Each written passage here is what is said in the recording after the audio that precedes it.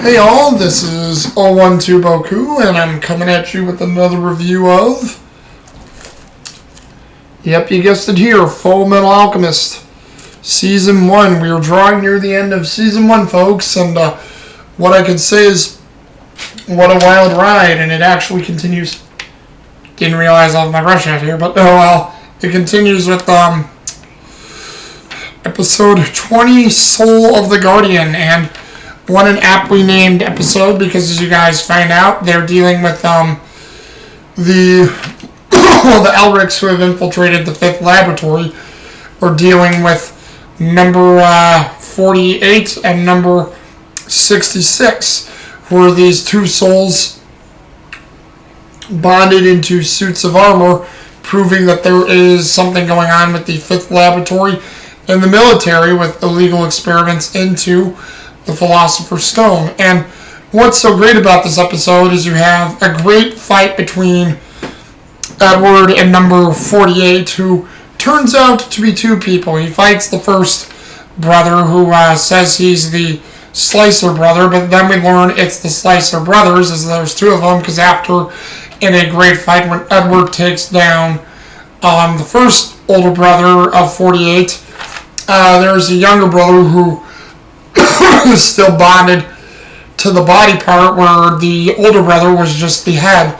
And after Alphonse tricks him, that's when the younger brother starts going, and you know, Edward gets really injured in this. He has to use a lot of his wits to outmaneuver the Slicer brothers, and his arm is still messed up, and you know, because Winry didn't give him all the parts, plus it's a lighter material, so he knows he could screw up his arm. So in a way that to defeat them, the Slicer brothers completely, not only does he take off the Slicer brothers' older brother's head when the body's attacking him for the younger brother, he remembers stuff with Scar and uses the destruction part of the alchemy only to basically destroy the younger brother's body, not completely, but just the lower half of his body. And it's cool how he used that on the fly, remembering what Scar did, and using the techniques, the Elric brothers being on their feet, essentially. To the same point, you know, you have...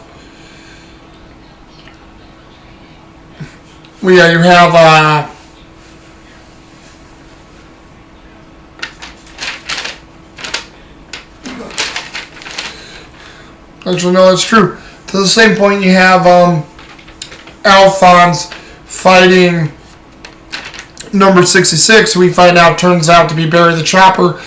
Barry the Chopper remembers the Elric brothers, you know, knowing how the younger brother Alphonse, you know, put him away, and, you know, his older brother helped get him, and he was saying how he was captured in prison and then put on death row and then killed, and his armor was made, his body was made to be put into the suit of armor, or at least his soul, and he's trying to basically slice and cut Alphonse up.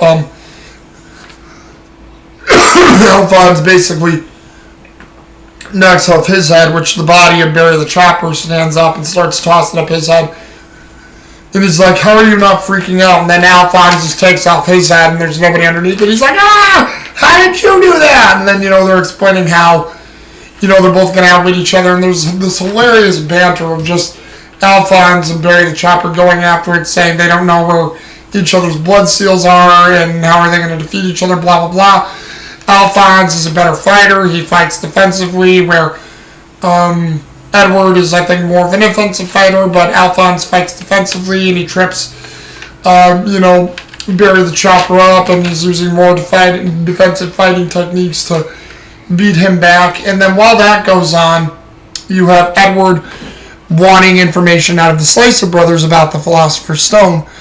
And, you know, they say, well, we can't help you with that. Just kill us, you know. Our lives are done. And then, you know, Edward goes on this long-winded sort of speech, but sort of heartfelt part where he says, you know, you're still living to me, and I have a younger brother who's the same way, who's just like you guys. So if I treated you guys like that, I'd be looking at him no differently, and, you know, I can't do that. I'm not going to kill two living people, even if you are just souls. living in armor. And the older brother Slicer, takes this as hubris and just funny, and just like says, it's funny, me and my younger brother have been treated like monsters our whole lives, and now that we're just souls in armor, we're actually treated with more dignity being alive than we were when we were living. And he just like sort of laughs it off, where Edward looks solemn.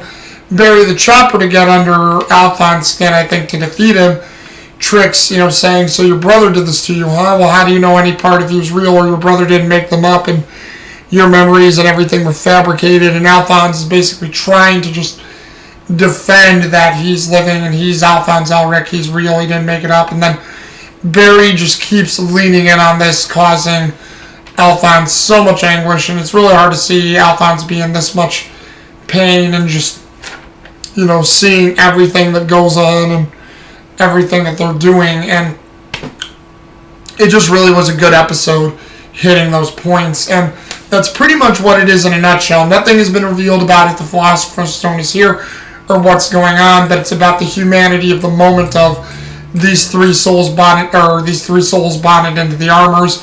Alphonse trying to see if his life was real, Edward compartmentalizing that they're still real and living people, even if they are just souls. So it is a nice little twist. Edward, Vic Mignogna, Romy Paku, both Japanese and English, did great voice acting jobs in this one. Same thing with Alphonse, Aaron Desmook, Ria Kugamiya.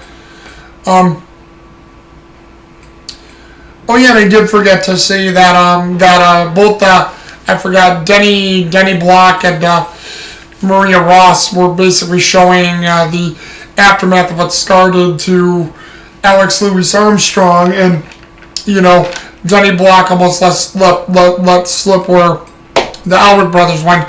Maria Ross comes clean and tells Major Armstrong that they actually went to the 5th laboratory, and that's where they left it there too. Forgot to mention that as well, because I have Armstrong in my cast notes. Forgot to put down Maria Ross or Denny Block, but it's like it was small roles, so and they really didn't contribute to the huge fact in this one, but again, it was still there. But I also have to give it to number 48, older and younger, Bill Jenkins, Shinya Otaki, Duncan Brannon, Koichi, Sugo Sagayuchi, and their performances, his brothers, and just being these professional killers with honor were nicely done, heartfelt, vindictive, crafty, evil in their own way. And then again, Barry the Chopper, number 66, Jerry Jewell, Kentaro Ito, well done. Both psychotically played and both great and just deliciously evil for both. You could tell these guys loved killing that Barry loved killing no matter what, and Jerry Jewell showed it well within the vindictiveness and just evilness that he has. Kentaro Ito, his screams in Japanese of trying to kill someone are just fantastic. I love it. And it's basically for the characters. Everybody did a great job within this episode, and this episode really just starts setting up the truth of life, souls, what matters, and then getting into the truth behind truth. So this is just a precursor right before that door opens. So the episode was done very well. And overall, what did you guys think? Do you guys still like Fullmetal Alchemist? Have you been enjoying this ride with us and liking what it's been? Just let us know in the comments down below, and we'll get this discussion going, alright? Until then, 012 Boku, and I'll speak to you guys again later, alright?